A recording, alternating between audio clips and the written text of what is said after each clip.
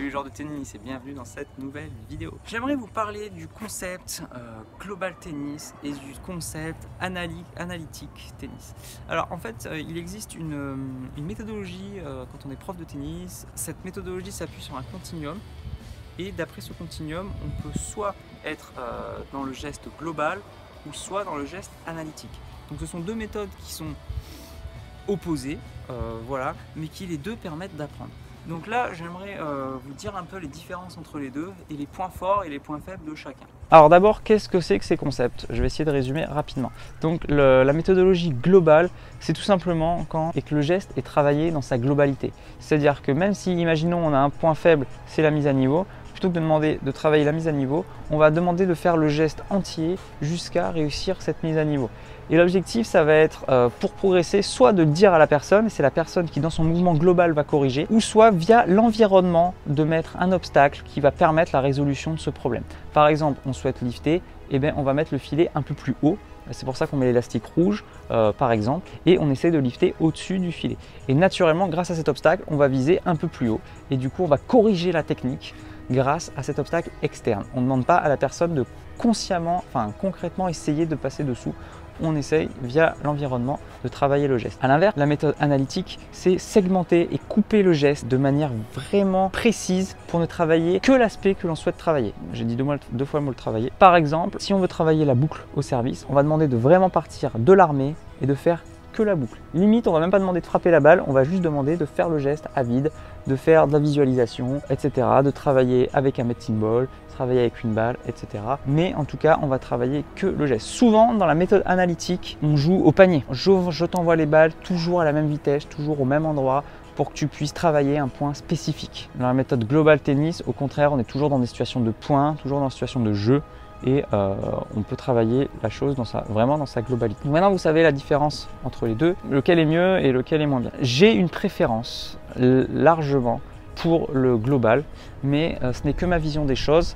Et si on veut être objectif, il faut dire que les deux sont utiles et qu'il suffit de les utiliser au bon moment, selon les personnes, selon les individus, selon sa propre méthode d'enseignement aussi. Quand est-ce que je vais les utiliser? Je vais vous donner des exemples, ce sera plus parlant. Le global tennis, je l'utilise vraiment avec les débutants qui n'ont jamais fait de sport. Ils ont une motricité tellement vierge que je vais leur demander, juste en m'observant, ou d'observer quelqu'un d'autre, de refaire le même geste. Et juste avec la vision, ils vont essayer de refaire la même chose. Je vais leur demander, quand je demande un travail, par exemple mise à niveau, la prise, de le faire dans sa globalité. On part de là, prise coup droit et on fait le geste dans sa globalité.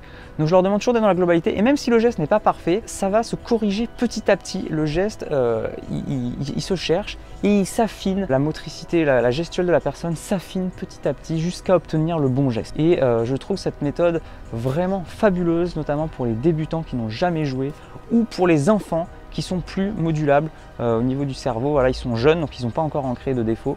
Donc c'est beaucoup plus simple avec eux de travailler avec cette méthodologie. A l'inverse, quand est-ce que j'utilise la méthode analytique?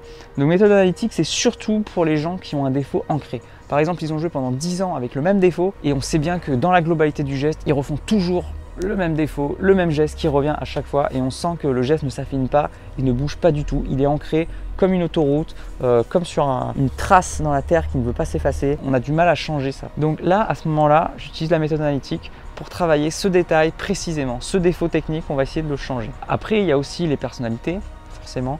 Il y a des gens qui adorent jouer, qui sont un peu, j'allais dire foufou, mais fantasques. Ça marche souvent avec les jeunes. Donc là, j'utilise beaucoup la globalité pour faire beaucoup de jeux et c'est grâce aux jeux qu'on va apprendre quelque chose. Je leur demande, j'essaie d'être un peu moins présent techniquement au niveau des consignes verbales. Par contre, bien sûr, j'ai mon objectif derrière et eux, c'est à travers les jeux qu'ils vont faire ce que je leur demande. Et l'objectif, c'est de les faire travailler sans qu'ils s'en rendent compte. Et en fait, ils progressent et ils n'ont même pas l'impression d'avoir des consignes techniques. Et ça, c'est génial. Je kiffe ça, d'être toujours dans le jeu, de s'amuser. À l'inverse, il y a des gens qui sont beaucoup plus carrés et qui ont besoin de répéter, de s'entraîner un grand nombre de fois. Ils viennent d'apprendre un nouveau geste, ils ont besoin de l'automatiser et de le répéter un grand nombre de fois. Donc plutôt que de le faire dans la globalité, on va faire toujours au panier le même geste pour pouvoir automatiser ce geste. Et une fois qu'il est automatisé, on va pouvoir le remettre en situation plus globale. Parce que globalement, quand on est sous situation de stress, c'est-à-dire en match, le cerveau, il repart sur ce qu'on sait faire. Donc si on a un défaut technique, tant qu'on est au panier, ça va, mais dès qu'on fait des matchs, le stress prend le dessus et donc la motricité de base qu'on avait apprise en premier revient. Donc c'est pour ça que à chaque fois qu'on demande du global, des fois le geste revient. On va demander de l'analytique pour automatiser le geste, et une fois qu'il sera automatisé et qu'on l'aura fait un million de fois, là le geste sera tellement automatisé qu'on va pouvoir le mettre dans une globalité. Voilà, donc je vous ai tout dit. Vous pouvez utiliser soit l'un soit l'autre selon votre personnalité, selon les personnes. Moi je vous ai donné mon point de vue. Donc ces deux méthodes sont très utilisées, bien sûr, enfin sont très utilisées, c'est les deux méthodes classiques du tennis. Toutes les méthodes globalement s'inscrivent au milieu, hein. Il n'y a pas que des extrêmes, il y a beaucoup de profs qui sont au milieu. Voilà, donc à vous de vous placer sur ce continuum. Voilà, donc c'était une notion hyper intéressante, j'adore ce concept.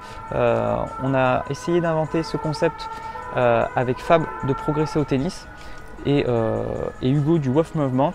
Donc c'était à mon initiative, je l'ai appelé le Global Tennis.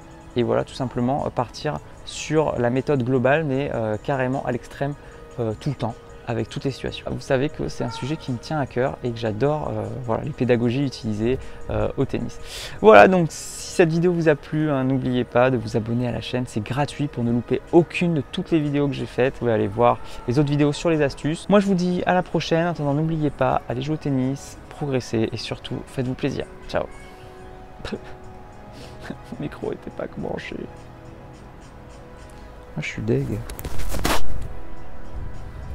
Bon, tant pis.